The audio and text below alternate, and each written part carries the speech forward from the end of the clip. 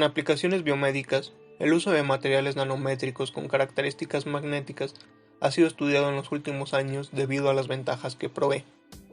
En el caso de este artículo, estas partículas están formadas por magnetita, siendo un material compatible con el ser humano. Una de las principales aplicaciones de estas partículas en el campo de la biomedicina es a través de la hipertermia. Este proceso consiste en someter el material a un campo magnético alterno y debido a que los momentos dipolares son rotados, el material libera calor, llegando a 42 grados centígrados en media hora. Estos resultados llevan a una nueva alternativa en tratamientos contra el cáncer. Por otro lado, este material presenta una facilidad importante para anclar fármacos, y esta propiedad permite dirigir el fármaco a una zona muy específica del cuerpo con el uso de imanes. Sin embargo, para emplear estas nanopartículas en las aplicaciones biomédicas es necesario tener partículas homogéneas, es decir, del mismo tamaño. Debido a la alta polidispersidad del material puede causar acumulaciones en el cuerpo provocando una trombosis.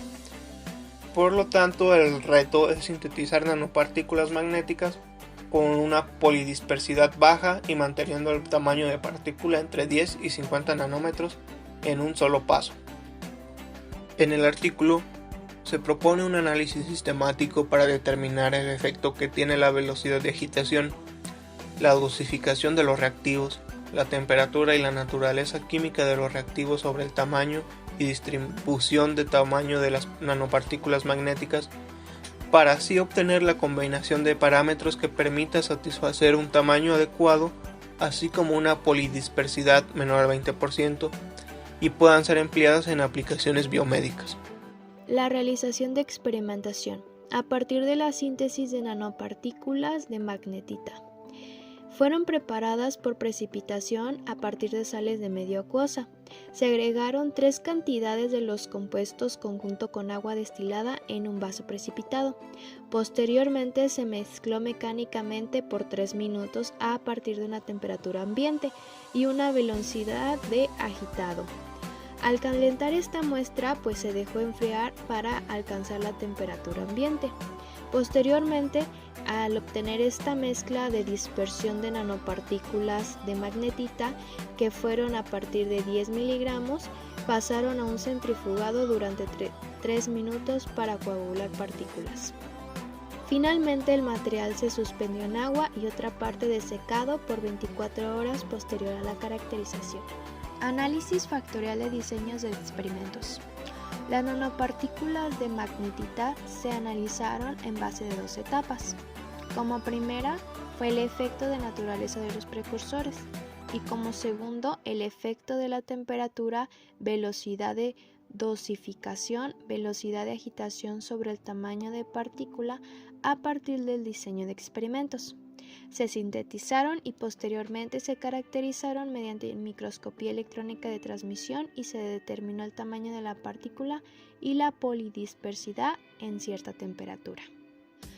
Caracterización de nanopartículas de magnetita.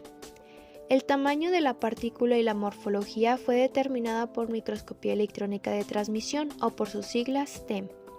El tamaño de la partícula y la distribución de este se evaluaron mediante la mayor dispersión interna de al menos 300 partículas. El tamaño y la fase cristalina de las partículas de óxido de hierro en polvo se identificaron por difracción de rayos X. Para su análisis se preparó una pastilla de una mezcla del polvo de la muestra. Se incorporó en una prensa hidráulica durante 2 minutos. La caracterización de magnetita de estas muestras se obtuvieron por magnómetro de muestra vibrante a temperatura ambiente. Análisis del efecto de los precursores sobre el tamaño de partícula y su polidispersidad. En el caso de estudios donde la mezcla fue sometida a un calentamiento previo a la reacción, la disolución acuosa se tornó de color rojo, debido a la oxidación parcial de los iones de hierro 2 a hierro 3. Por otro lado, en la tabla 3 se puede observar que el tamaño de partícula para 2 niveles de temperatura y a la misma combinación de reactivo es el mismo, siendo un indicativo de que la temperatura no tiene un efecto importante, Además, la polidispersidad es similar en el orden de centésimas para la misma combinación de reactivos.